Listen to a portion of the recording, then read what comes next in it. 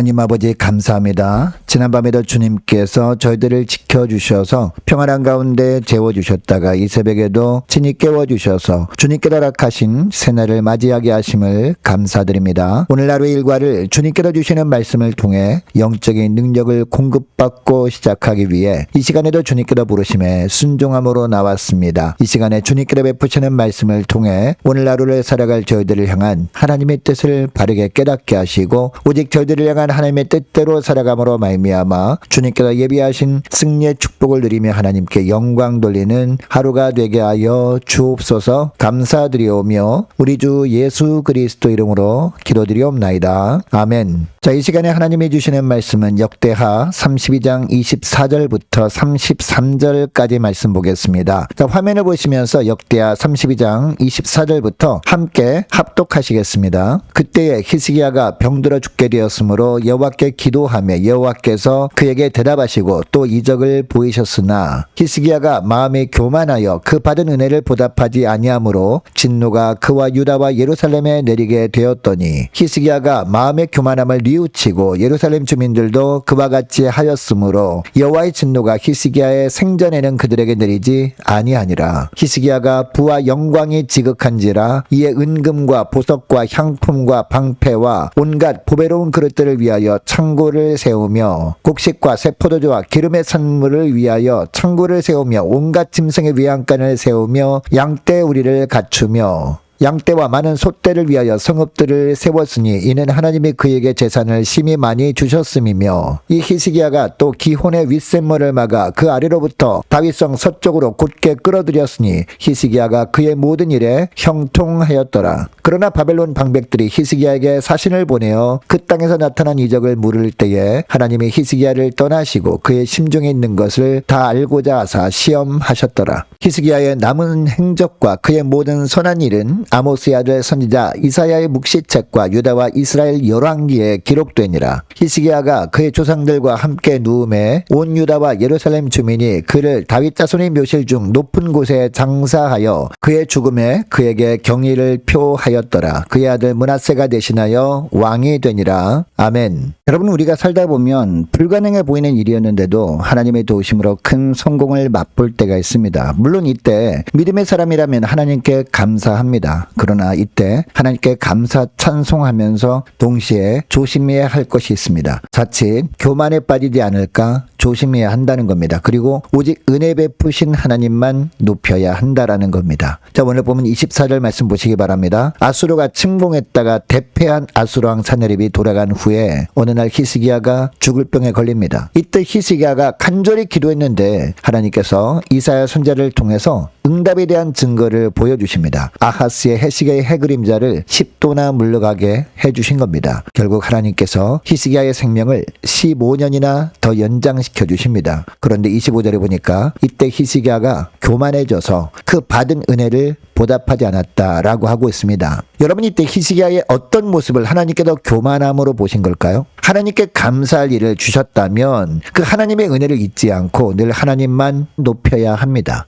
그런데 하나님께 잠시 감사하기는 했지만 히스기야가 하나님의 은혜를 잊어버린 겁니다. 이것 때문에 하나님의 진노가 히스기야에게뿐만 아니라 유다와 예루살렘에 내리게 되었다라고 하고 있습니다. 물론 히스기야가 교만함을 회개했고 하나님의 진노가 그치게 되긴 했지만 이 일을 통해서 하나님께서 우리에게 깨닫게 하시는 것이 있습니다. 은혜를 잊으면 교만이 찾아온다라는 겁니다. 그리고 교만해지면 은혜를 계속해서 받아도 더 이상 그 은혜에 감사하지 않게 되고 믿음 생활을 하는 것에 대한 당연한 보상이라고 여기게 된다라는 겁니다. 그리고 이처럼 한 사람이 교만에 빠지게 되면 그 교만함으로 말미암아 치러야 할 희생은 엄청나다라는 겁니다. 여러분, 그동안 히스기야가 얼마나 믿음의 사람이었습니까? 철저한 종교개혁을 할 정도로 하나님만을 바라보며 살았던 왕이었습니다. 이런 히스기야도 잠깐 방심하니까 은혜를 잊어버리게 되었고 은혜를 잊어버리다 보니까 교만하게 되었습니다. 여러분, 이것을 보면 이 땅에 어떤 위대한 믿음의 사람도 쉽게 은혜를 잊어버리고 교만에 빠질 수 있음을 우리는 잘 알 수 있습니다. 여러분, 지금 믿음으로 살고 있으니까 안심이라고 생각하면 안 됩니다. 지금은 하나님 앞에서 겸손하게 살아가지만 언제든지 또 얼마든지 교만할 수 있음을 명심해야 합니다. 이것을 기억하시고 오늘 기도할 때 이렇게 기도했으면 좋겠습니다. 하나님, 은혜 베푸실 때 은혜를 잊어버리면 교만에 빠질 수 있음을 알았사오니 베푸신 은혜를 결코 잊지 않고 오직 은혜 베푸신 하나님만을 겸손히 높이며 살게 하옵소서. 이 시간에 간절히 기도할 수 있기를 원합니다. 자, 계속해서 31절 말씀을 보니까 바벨론 방백들이 히스기야에게 사신을 보냅니다. 죽을 병에서 살아난 것에 대한 축하 사절이었습니다. 그리고 북방 강대국 아수르와의 전쟁에서 승리한 것에 대해서 축하하기 위해서 보낸 사절들이었습니다. 여러분, 이 사절들이 히스기야에게 왔을 때 히스기야 왕에게 어떻게 했을까요? 정말 대단하시다고, 이런 놀라운 일들이 유다에 일어나는 것을 보면 영토는 작지만 정말 위대한 나라임에 틀림이 없다고 히스기야 왕을 띄워주었을 겁니다. 여러분, 이때 히스기야가 정말 믿음의 사람이었다면 어떻게 해야 합니까? 자신은 철저하게 낮추고 하나님만 높여야 합니다. 왜냐하면 남유다를 침공했던 아수르를 물리친 것도 하나님이셨고 죽을 병에서 고치신 것도 다 하나님이셨기 때문입니다.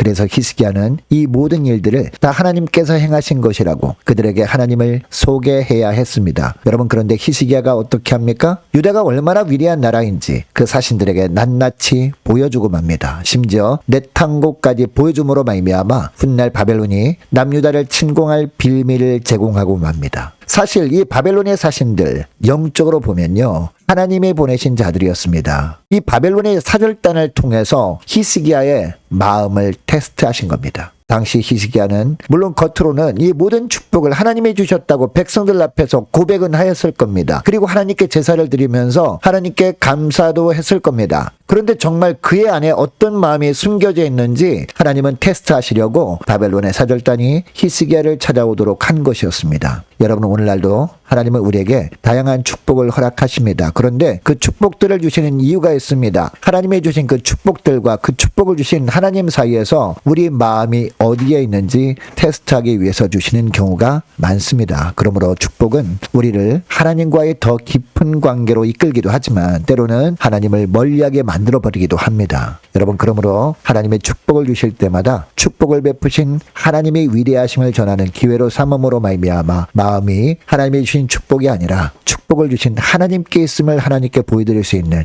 저와 여러분 되시기를 축복합니다. 자, 오늘 말씀을 들기 시간에 기도할 때 이렇게 기도했으면 좋겠습니다. 하나님, 은혜 베푸실 때 은혜를 잃어버리면 교만에 빠질 수 있음을 알아싸오니 베푸신 은혜를 결코 잊지 않고 오직 은혜 베푸신 하나님만 겸손히 높이며 살게 하옵소서. 하나님의 축복을 주실 때마다 축복을 베푸신 하나님의 위대하심을 전하는 기회로 삼는 복된 저희들 되길 원합니다. 간절히 기도하는 이 새벽 될 수 있기를 축복합니다. 계속해서 기도하기를 원하는 것은 오늘 금요일입니다. 오늘 저녁에 있을 금요 심야 기도회를 위해서 함께 기도하기를 원하고 모든 구역 식구들과 자녀들을 위해서 저와 여러분을 위해서 함께 이 시간에 기도하기를 원합니다. 오는 주일 예배를 위해서 특별히 오는 주일은 VIP 초청 추수감사 주일입니다. 추수감사 주일 예배를 위해서 함께 기도하기를 원하고 올해 세워진 일꾼들을 위해서 또한 교회 재정을 위해서 유초등부 중고등부 청년부를 위해서 남녀 전도회와 각 구역을 위해서 함께 기도하기를 원합니다. 많은 환우들이 있습니다. 환우들 위해서 기도해 주시기 바라고 임광빈 목사님, 이방률 성도님 아버님 회복을 위해서 기도해 주시기 바라고 정혜성 집사님 부부를 위해서도 함께 이 시간에 기도하기를 원합니다. 취업을 앞둔 청년들을 위해서 선교사님들 가정들과 나라와 민족을 지켜 주옵소서 함께 기도하기를 원하고 우리 함께 가는 교회 앞날을 위해서 또한 저와 여러분이 가지고 나온 기도 제목을 놓고 우리 함께 이 시간에 기도하기를 원합니다. 기도하겠습니다.